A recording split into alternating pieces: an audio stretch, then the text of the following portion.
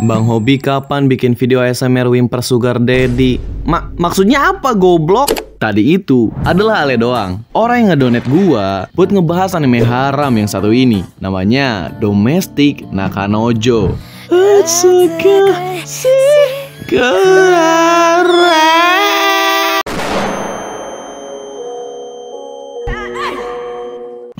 Anime yang nyeritain tentang cinta segitiga antara murid, guru, sama adik tiri.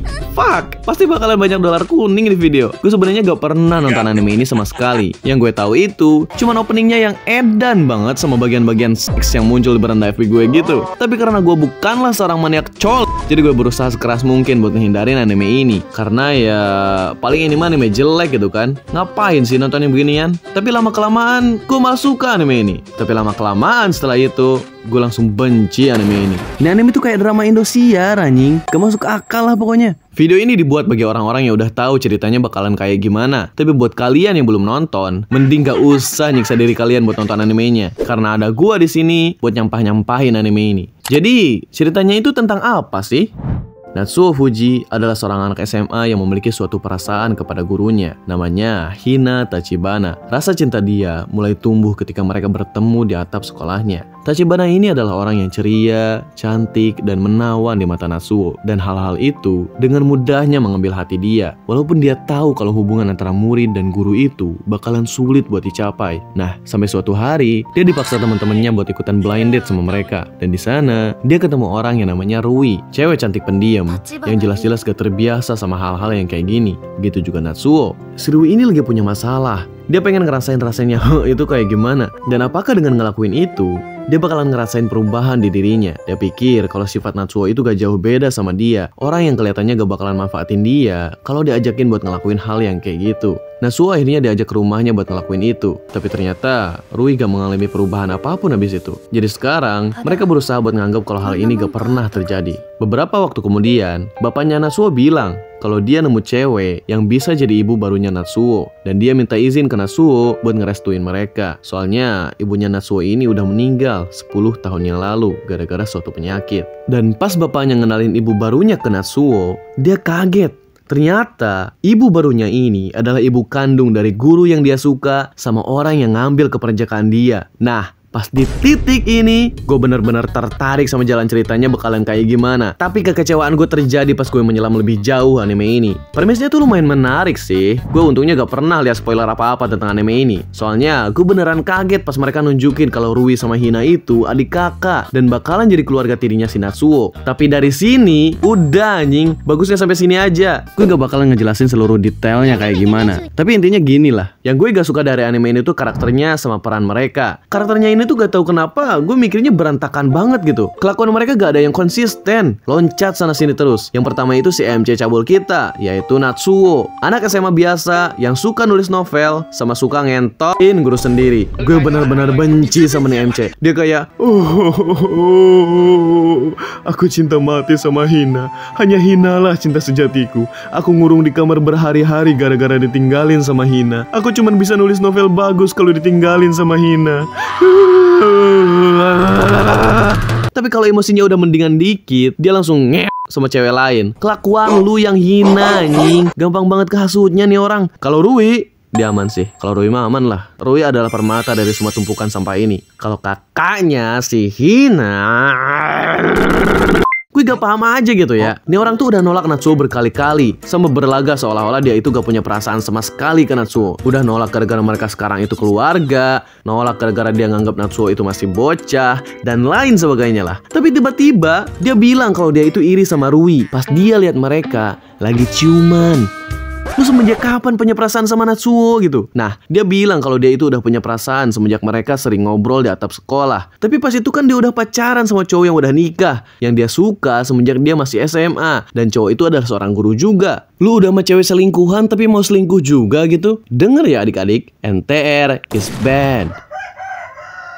Jangan kalian ikutin kelakuan orang-orang tersesat di anime ini. Yang gue permasalahin itu, ini orang suka sama Natsuo-nya tuh tiba-tiba gitu. Sedangkan kalau si Rui, dia ditunjukin kenapa dia bisa punya perasaan ke Natsuo. Yang pertama itu, gara-gara mereka pernah gitu. Terus gara-gara mereka juga udah hidup bareng di waktu yang lumayan lama. Dan Natsuo juga bikin dia bisa punya temen di sekolah barunya. Jadi lama-kelamaan, gak bakalan aneh kalau Rui numbuhin suatu perasaan ke Natsuo. Tapi orang ini mah gak ada tanda-tandanya anjir. Gak bener semua karakter di anime ini, sumpah dah. Karakter yang gue suka di anime itu paling si Mas Yakuza Boti, cowok gendut, sama orang Amerika ini nih anjir. Gue lebih tertarik dengerin cerita mereka daripada cerita manusia tersesat ini, cok. Nah, tadi gue bilang kalau gue gak suka sama peran karakternya. Maksudnya gimana tuh? Jadi gini, banyak banget karakter di anime ini yang ditunjukin beberapa kali doang. Abis itu gak dipakai lagi. Atau karakter yang harusnya punya peran gede, tapi malah enggak sama sekali. Contohnya kayak orang tuanya. Gue ngerasa kasihan banget sama mereka. Mereka cuman pengen hidup bahagia, tapi anaknya malah pada sibuk ngeo, anjing. Dan peran mereka tuh harusnya gede banget. Selain jadi halangan cerita romansa mereka doang di sana. Kayak mereka tuh takut kalau orang tuanya bakalan tahu tentang hubungan tabu mereka dan bilang kalau hal kayak gitu tuh sama aja kayak divonis mati. Tapi pas mereka beneran tahu, reaksi mereka biasa aja anjing. Cara mereka nanganin masalahnya itu sama aja kayak kemarin-kemarin. Anak kabur dari rumah, solusinya cerai. Anak gakur, solusinya cerai. Anak ketahuan ngewe, solusinya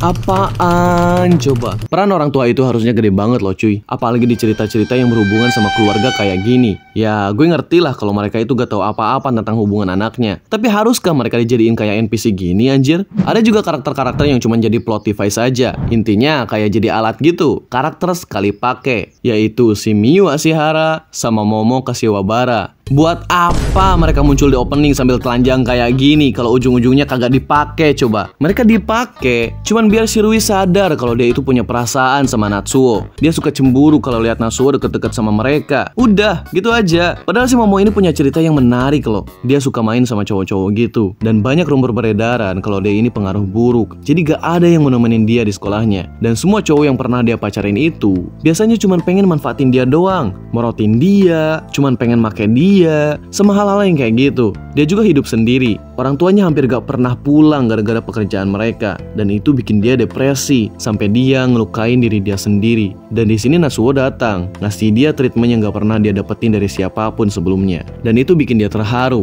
dan akhirnya suka sama Natsuo. Ini orang kalau digali lagi, menurut gua bakalan muncul plot yang menarik banget gitu. Tapi ya sayangnya autornya tolol, gak bisa nulis cerita anjing. Udah ditinggalin gitu aja nih karakter. Ada juga cewek ini, si Miyu Asihara. Dia ngapain emangnya bang? Dia cuma suka sama gurunya anjing. Apaan sih ini? Fetis guru waktu itu lagi ngetren ya. MC-nya suka sama guru. Guru yang bisa suka sama guru. Cewek random ini juga suka sama guru.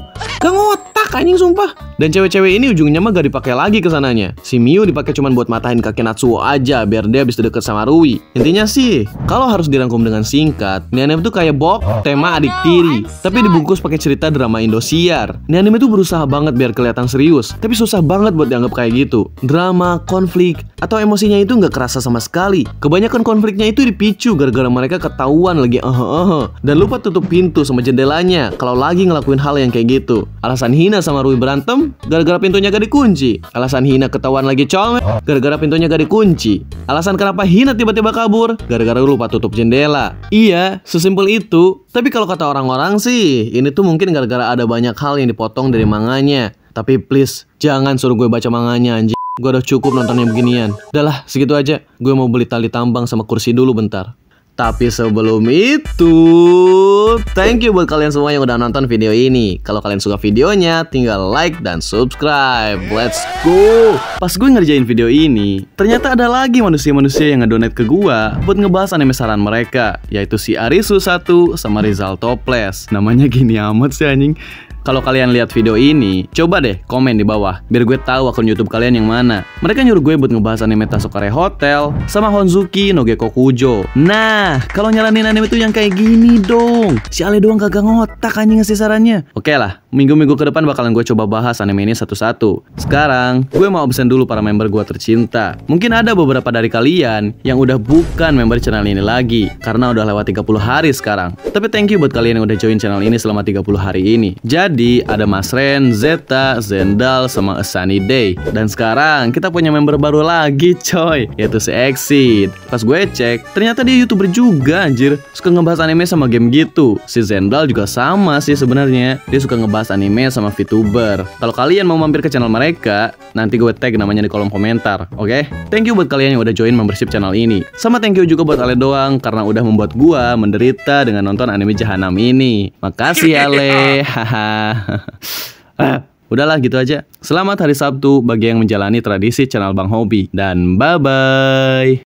Oke, bentar dulu. Gue Bang Hobi versi editor. Gue ngedadak recording lagi gara-gara si Exit anjing ini nih. Baru aja gue puji-puji, ternyata malah ada lagi orang-orang bangke yang nyuruh gue ngebahas anime haram anjing. Yang ini mah literally haram cuk. Disuruh bahas Boku no Pico anjing. Yang bener aja dong Sid. Dengerin ya dek, Boku no Pico itu anime Jomo. Masa gue harus nonton terus ngebahas yang beginian?